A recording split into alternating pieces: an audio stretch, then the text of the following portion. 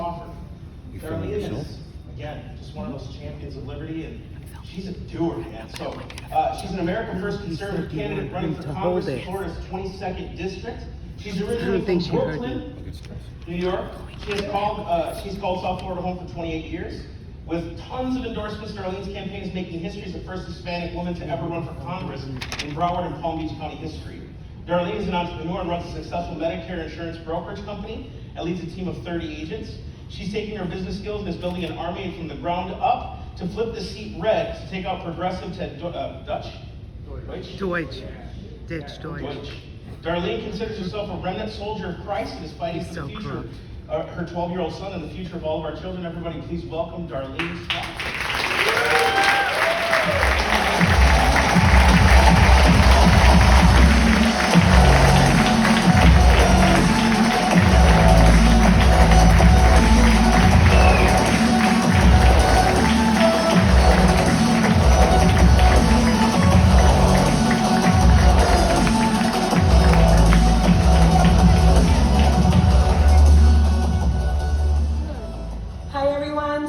Take a quick selfie photo with you guys in the background.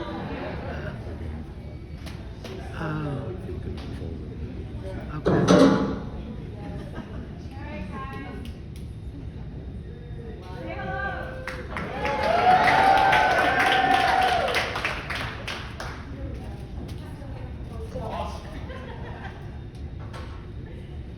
Hi everyone, I'm Darlene Swaffar.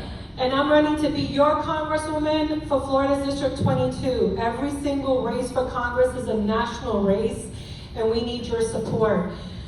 So what I'm gonna do is I made some notes, and I'm gonna basically put on top of everything that was shared today, I'm gonna try to give you some advice also of what I experienced, and also to inspire you to consider running for office.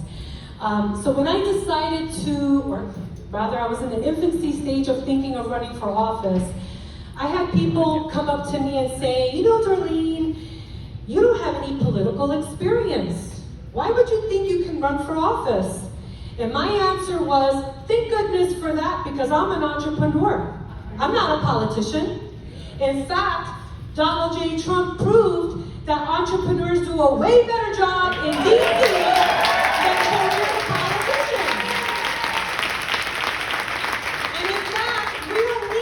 Politicians, we need 435 business owners, entrepreneurs, doctors, post office workers, teachers, everyday average Americans, so we can call out the corruption that we see and put an end to it and serve we the people. Would you agree? And, you know, I've had some people say, you know, Darlene, you're too nice. How are you going to deal with the swamp in DC? And I'm like, they just don't know. They just don't know my background. You see, I've been called an angry Hispanic conservative woman. And you don't want an angry Hispanic woman who's also a mama bear to deal, they don't even have a clue what they would be facing.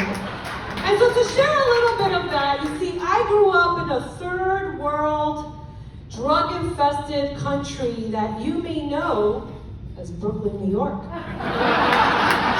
mean, I grew up in Bushwick, okay? Drug dealers were outside the door. They ruled the hallways, prostitutes in the street. People hung out on crack. Ambulance and sirens going all through the night, and I lived through that. So DC's not ready for me. I'm ready for DC. And that's what we need. We need average, everyday Americans to rise up.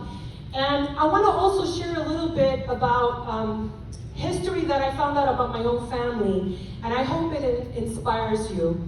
On my father's side of the family, see, my mom is from Puerto Rico. That's where I get my Hispanic heritage from. But my father's side of the family, I learned that my fifth and sixth grandfather fought in the Revolutionary War in the War of 1812. And I'm the 8th great niece to Benjamin Franklin. But when I learned about early American history, I went all the way back to my 9th and 10th great grandfathers who fled England for religious persecution reasons. They were evangelical Christians.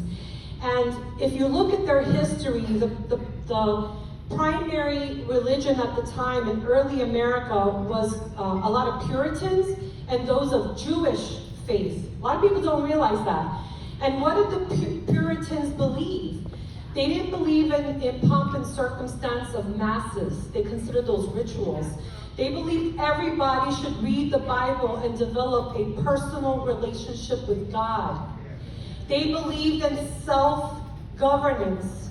So when you look at our early founding documents, that's what you see verbatim. Self-governance. They followed the Messianic version of the Bible. If you follow the 10 Commandments, then you are going to be, in the words of John Adams, a moral and just society. Because that was how our society was created. It was not created for a society of any other. Okay?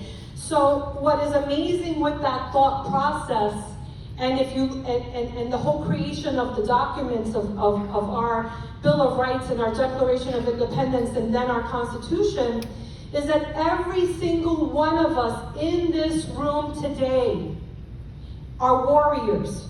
You may not know it. Some of you may know it.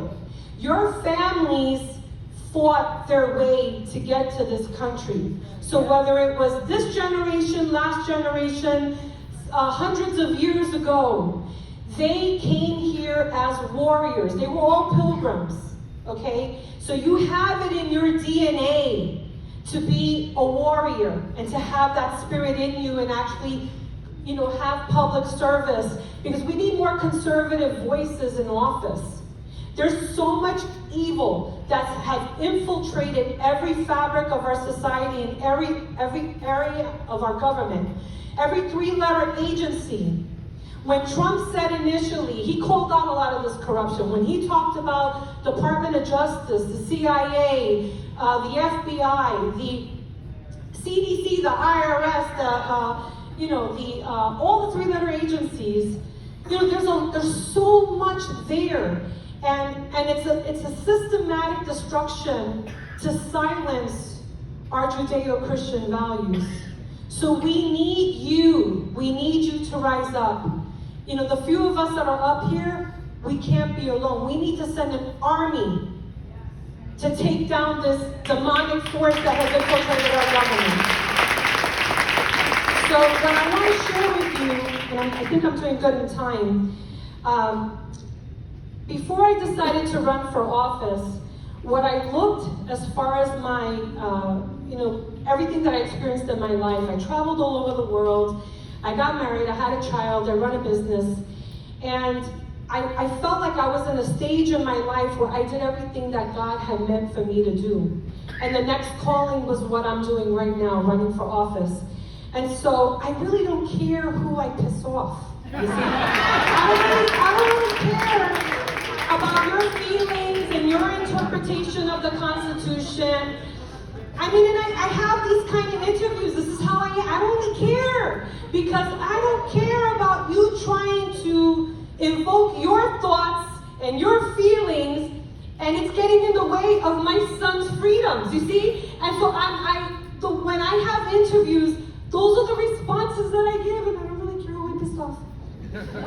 So I want to share with you, the first thing that you should focus on if you're going to think about running for office is a SWOT analysis.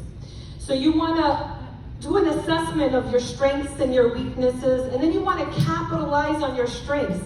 See, I can capitalize that I'm an angry Hispanic conservative woman. I'll own it, okay? I'll own it. It's me, it's who I am right now. I've never been this angry though. I've always been very happy. So when we finally fix our government, I'll go back to being happy, okay? Now, the second thing that you want to do is you want to analyze the climate in your community, okay?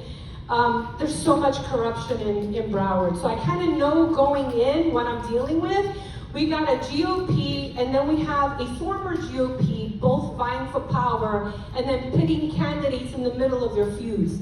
And this is what Jenna and I have to go through on a daily basis. We got to stay away from the fray. So you want to analyze your local GOP and kind of figure out who are the ones that you could potentially get support from, and then stay away from everybody that's controversial and do your own thing. You want to research the parties, the players, the people of influence, figure out who are the good guys, and then develop your relationship with those good guys, okay? You want to read and learn the Constitution, Declaration of Independence, and the Bill of Rights. It's going to come up in interviews, and you have to be authoritative in your knowledge with regarding those documents, because if you go in office and you make your oath, you want to make sure what you're making an oath to, right? So I definitely recommend that you want to be learned in that area, okay? You want to get the support of your family. They have to buy in, because the political attacks are every single day, okay? And it's relentless sometimes, and they will go after your family. You definitely, I think they talked about this already, you want to identify your why. You know, why do you want to run? You have to file to run for office. You have to, I mean, not everybody does, but this is what I did. I did articles of incorporation for Swaffar for Congress. I got my tax ID number, my EIN number. I identified my treasurer, because without your treasurer, you don't have a campaign. You need somebody that's versed with FEC filings, because if anything goes wrong, the two people that can go to jail is your treasurer and you, the candidate. So you want to make sure you identify a very strong treasurer. And then once you have your treasurer, you open up your bank account, and then you open up your donation web link in that order, okay? And then you want to go to training. Believe it or not, there's training for candidates. So the Leadership Institute, which is based out of Washington, D.C., has in-person classes in D.C. They offer virtual classes, and then sometimes they go to local communities and offer training. It's very inexpensive, like $100, $200, and that's it. It's not that expensive. But they teach you everything. How to think about your messaging, strategy, social media, marketing, everything that you can think about running for office, they teach you this. And they're not the only one. There's Hillsdale College. There's a lot of different institutions and foundations that are set up to train conservative candidates, okay? And then you want to develop a marketing strategy. How are you going to promote yourself? So it's no different than running a business. Very much like running a business. So am I going to do postcard mailings? Am I going to do advertising in senior communities? See, my business is, I'm trademarked as the Medicare lady. I sell Medicare health insurance products, and I have a team of 30 agents. So I've been advertising in senior communities for over 10 years. They know who I am. So for me to target the senior community or voter base, I want to do an advertise for my campaign there. Right? I want to pick up where I left off as a businesswoman and continue that with my campaign. So you have to think about marketing-wise, how can you penetrate the voters? One of the strategies that we focused on was trying to target the veteran voters. So we're endorsed by Veterans for America First, and they're committed to having boots on the ground for canvassing and phone banking to help our campaign, because we are an endorsed candidate. Another endorsement is from the Republican National Hispanic Assembly, of which last year I served as the president in Broward County for the Republican National Hispanic Assembly Broward chapter. And they have an alliance with Strikeforce, which is identifying Hispanic voters nationwide into their database. So when it comes time for elections, they're going to have boots on the ground to help their endorsed candidates, of which I'm one of them. So you have to figure out, how can you attract maybe the small business community? Well, I sit on the Leadership Council for the National Small Business Association, and I'm always advocating for small businesses. So that's how you have to figure out, like, how can you penetrate these different communities and markets, and then get yourself in there. And in fact, I would suggest you do it 1 or 2 years ahead of time before you decide you want to run for office, if that makes sense. Because then you've already got a foot in terms of trying to get that message out. You want to build your team. You want to figure out Who are the individuals that are going to be part of your team? Campaign manager, you already identified your treasurer. Do you have someone who could be director of volunteers? See, we have 2 FAU college students that are going to be, one is going to be director of social media and the other one is director of youth recruitment. We already got them, they're already recruiting. We have 50 committed volunteers, and I'm hoping by the time we're ready to really go hardcore with boots on the ground, to have at least 200 volunteers. That is our goal, okay? And you want to identify who your political strategists are. People that are very astute politically, who can give you information and help you prepare for speeches. And then your job as a candidate, once you have that all together, once you've done that legwork and you put all that together, you have 2 jobs from that point forward. And if you're doing anything other than these 2 things, you're losing. And so those 2 things are fundraising and knocking on doors and meeting your voters, okay? So those are the only 2 things. And look, I only got 10 seconds left. So my last part of the message is, if you yourself are not helping America First candidates, you are wasting your time. The only way to change this country is to get as many America First candidates in office as possible. And that's the only way that we're going to change the direction and course of our country. Okay? So again, my name is Darlene Swaffar. I hope you support our campaign. Thank you so much for helping us with the campaign petition. It's going to save us a lot of money. Thank you.